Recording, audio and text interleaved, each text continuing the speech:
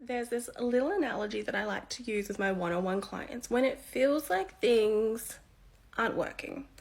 When you're getting a little bit disheartened because that workshop didn't sell out, or the first staff member you hired turned out to be a bit of a dud, whatever it is, I guarantee this will help you look at it with a new perspective. And what I tell my clients is like, okay, the first pancake was a bit shit. And what this really means is, when you're making pancakes and you mix up the batter or you shake it up in the container and you kind of get the fry pan set and you go to make the pancakes, and the first pancake's always a test one, right? I mean, I don't know if everyone else does this, but for me, the first pancake I know is the test one. That's to see, like, did I get the consistency right? There might still be a couple of lumps that I need to shake the bottle a bit more. Is the pan hot enough?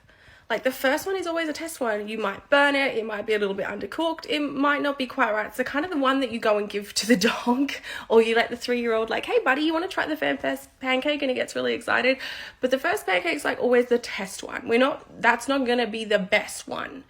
But we don't go and throw the batter out because the first one was a bit shit.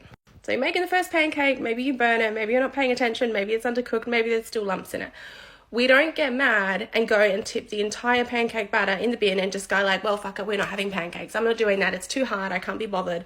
It's a waste of time. It didn't work.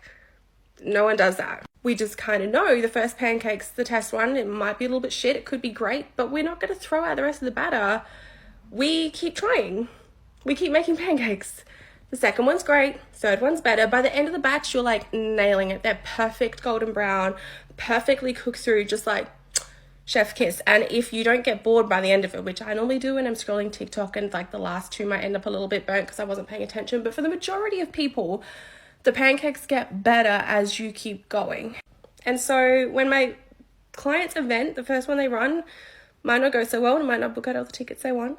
The first product they sell might not sell as many as they set for a goal. The first employee or staff member they hire might be a dud and not work out. It's just like, no worries. That was the first pancake. Let's try again, right? Keep trying. The next pancake's going to be better. The next pancake's going to be better. The next pancake's going to be better. And when you can have this perspective shift and look at it through this way of just like, okay, what do I need to learn? What do I need to tweak next time? What do I need to learn? What do I need to tweak next time, right?